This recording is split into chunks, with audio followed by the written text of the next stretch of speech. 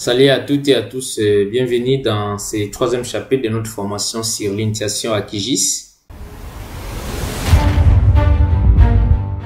Ce troisième chapitre qui concerne l'importation des données dans QGIS. Et nous verrons les points qui concernent l'importation des données vecteurs depuis un fichier Excel. Et ça sera principalement des données ponctuelles, donc les waypoints, les coordonnées géographiques que vous avez à collecter avec votre GPS sur le terrain, mais qui vous ont été envoyés par exemple au format Excel, ou bien peut-être que la personne qui a collecté n'a pas pu vous amener les GPS et vous lui avez demandé de vous dicter les coordonnées de chaque point et vous les avez saisis d'Excel, mais vous devrez maintenant les importer dans QGIS. C'est ce travail que nous allons devoir faire avec vous. Mais pour comprendre à quoi nous devons aboutir, nous allons essayer d'ouvrir QGIS pour importer la couche des waypoints qui est déjà exportée au format SHP. Nous allons l'importer dans QGIS pour voir comment ça va s'afficher ici.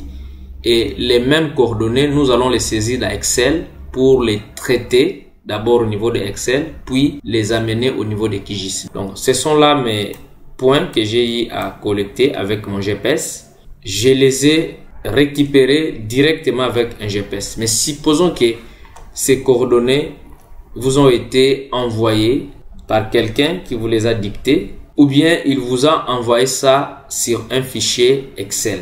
Alors notre fichier Excel est là, mais à côté j'ai mis un encadré qui vous montre déjà la procédure à suivre, parce que nous allons devoir récupérer les données qui sont dans notre GPS. Donc quelqu'un est à distance, il va vous les dicter et vous allez devoir les noter dans Excel pour pouvoir les importer dans QGIS. Et lorsque vous collectez les waypoints avec votre GPS, si le GPS a été configuré avec le format degrés, minutes, secondes, vous aurez des données au niveau de chaque waypoint, un numéro d'ordre, mais vous aurez aussi la position et puis S. Et donc avec votre GPS, si vous allez dans le menu gestionnaire de waypoints, vous trouverez des coordonnées géographiques que vous avez eu à collecter sur le terrain. Et lorsque vous cliquez sur une coordonnée, ça vous affiche les numéros d'ordre du point que vous avez collecté.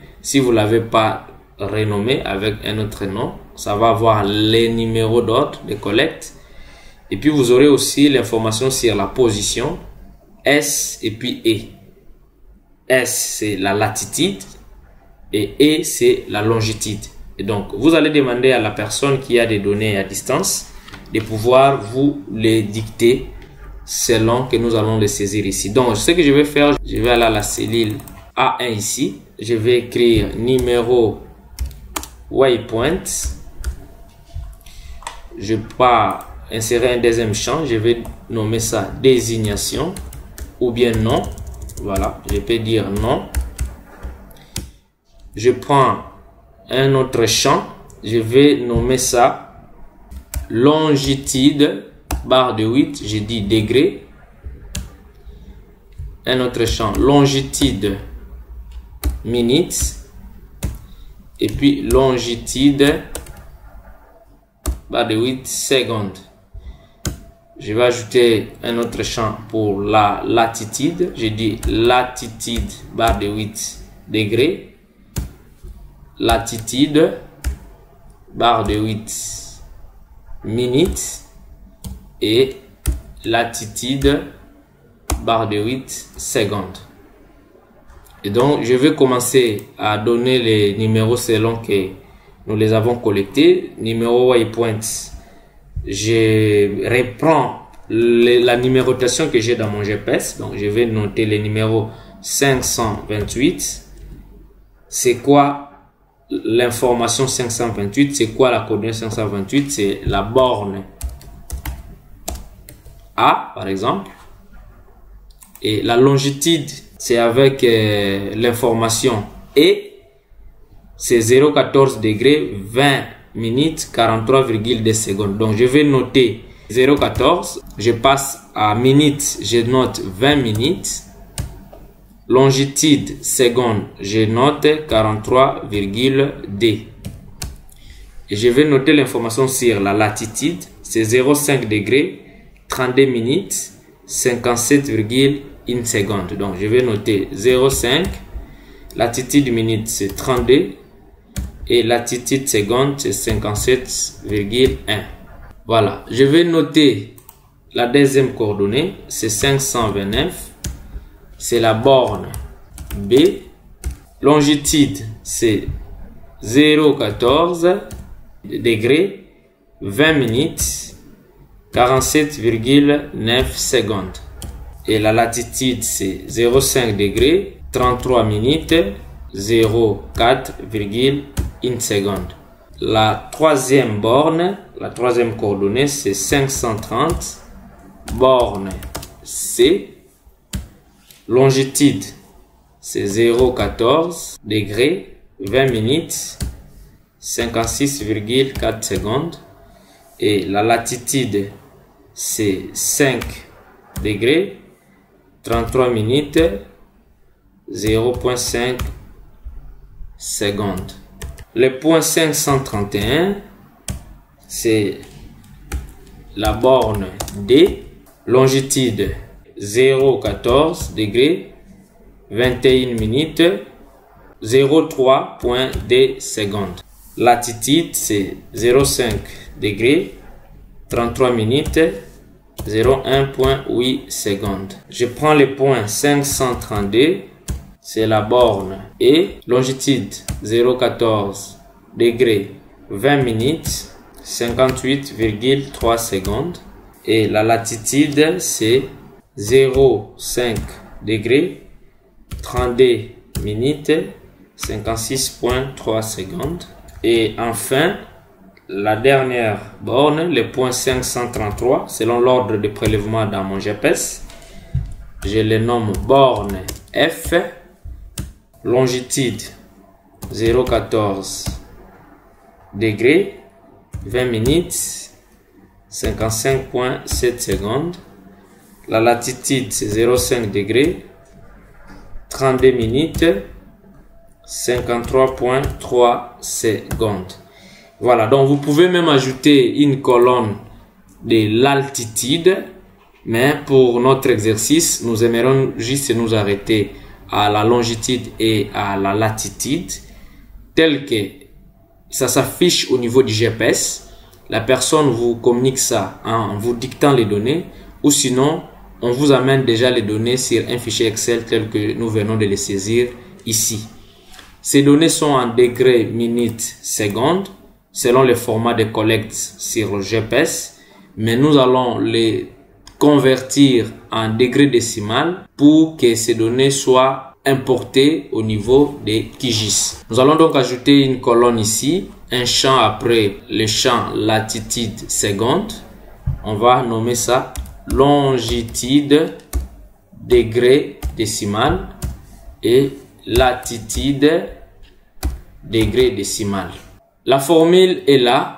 Pour convertir les données degrés, minutes, secondes en degrés décimal, je vais donc me placer dans la cellule ID ici, colonne I ligne D. Je dis égal.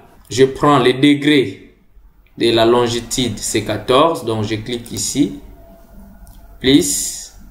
Je vais ouvrir une parenthèse. Je prends minutes. Je divise par 60. Plus. J'ouvre une parenthèse, je prends secondes, je divise par 3600. Pourquoi par 60? Pourquoi par 3600? 1 degré est égal à 1 heure. 1 heure à 60 secondes et 1 heure à 3600 secondes. Et comme nos données sont en degrés, minutes, secondes, nous voulons les transformer en degrés décimal. Les degrés restent tels que ça se présente, ça ne change pas. Mais nous allons prendre longitude minute divisé par 60 secondes. Et longitude seconde, nous allons le diviser par 3600. Parce que 1 degré est égal à 1 heure. Et 1 heure est égal à 60 minutes. Et 1 heure est égal à 3600 secondes. Donc nous allons dire Enter. Nous venons de convertir la longitude de la borne A, qui était en degrés minutes secondes en degrés décimal. Nous allons maintenant aussi convertir la latitude du point 528 qui représente la borne A. Nous allons convertir cette coordonnée qui est en degrés minutes secondes en degrés décimal. Notez que la latitude en degrés décimal est généralement négative. Donc la formule veut que nous puissions faire égal, moins, on ouvre une première parenthèse, on prend latitude degré, c'est 5, on ne change pas ça, plus, nous ouvrons une parenthèse, latitude minute divisé par 60, on ferme la parenthèse, plus, on prend la latitude seconde divisé par 3600, on ferme aussi la parenthèse et enfin on va boucler par la parenthèse finale et on va faire enter. Voilà, nous avons la latitude qui est de moins 0,5,5 ainsi de suite. Nous avons des données derrière nous. Alors comme nous sommes dans Excel, au lieu de pouvoir reprendre toutes ces formules dans chaque cellule, nous allons juste recopier la formule. Donc nous sélectionnons tout ça et puis nous disons recopier. Voilà, ça va se recopier. Donc nous avons notre tableau, on peut faire une mise en forme. Alors voilà, nous venons de terminer la mise en forme de notre tableau de données. Donc ça, c'est soit vous-même qui avez saisi, ou sinon, on vous a envoyé déjà des données dans ces formats ici, c'est sur Excel. Mais pour les importer dans QGIS, ce qui nous intéresse ici, c'est la colonne longitude degré décimal et latitude degré décimal. Notez que pour que QGIS importe nos données Excel, ces fichiers doivent être enregistrés au type CSV. Et donc, pour ne pas perdre ces fichiers, nous allons devoir créer un nouveau fichier dans lequel nous allons copier les données à utiliser sur un nouveau fichier Excel que nous allons enregistrer sous le type CSV. Comment y arriver? Nouveau fichier. Voilà, c'est un fichier qui est vide. On va juste copier les données que nous avons de l'autre côté là-bas. Nous allons copier les champs numéro, waypoint et nom. On va sélectionner comme ça. On dit copier. On va aller dans les nouveaux fichiers Excel. On dit coller et on va rentrer encore dans notre fichier. On va prendre les deux dernières colonnes ici. On va copier. Mais comme les résultats de ces deux colonnes sont des formules que nous avons saisies en prenant en compte les données qui sont dans chacune des colonnes, longitude degré, longitude minute, longitude seconde, ainsi de suite. Après avoir sélectionné et copié, quand nous allons venir ici dans notre fichier pour coller, on va cliquer sur la flèche en bas de l'option coller. On ne va pas directement coller parce que sinon il va amener les liens de formules, mais ce n'est pas ce que nous voulons. On va donc cliquer sur la petite flèche en dessous du bouton coller. On clique là-bas et on va dire collage de valeurs. Voilà, on clique là-bas et comme ça, si nous vérifions, on va voir que si nous allons au niveau de la barre de formules, nous allons constater que nos données n'ont pas de formules, mais elles sont copiées telles que nous voulons les avoir ici. Donc on peut aussi finir la mise en forme ici. Voilà, notre fichier est là. Nous venons de finir aussi sa mise en forme. Nous allons l'enregistrer sous le type CSV. Donc on va aller dans enregistrer, on va aller dans parcourir, on va chercher notre dossier. Où est-ce qu'il est? Exercice QGIS TP numéro 3. Je vais créer un nouveau dossier que je vais intituler CSV. Voilà. Et je vais ouvrir CSV et mon fichier je vais le nommer et le type c'est classeur Excel XLSX. Moi je vais choisir CSV séparateur point virgule. Voilà, donc c'est ce format qu'il faut prendre. J'ai choisi ça comme ça, j'ai dit enregistrer. Voilà, il me donne un message, il me dit vous risquez de perdre certaines fonctionnalités de votre classeur si vous l'enregistrez en tant que CSV, séparateur point virgule. Voulez-vous continuer à utiliser ce format? Je dis oui. Et puis je vais fermer ce fichier. Il me dit, voulez-vous enregistrer les modifications que vous avez apportées à Waypoint concession 3 CSV? Je dis enregistrer. Vous risquez de perdre certaines fonctionnalités. Il pose encore la question, voulez-vous continuer à utiliser ce format? Je dis oui.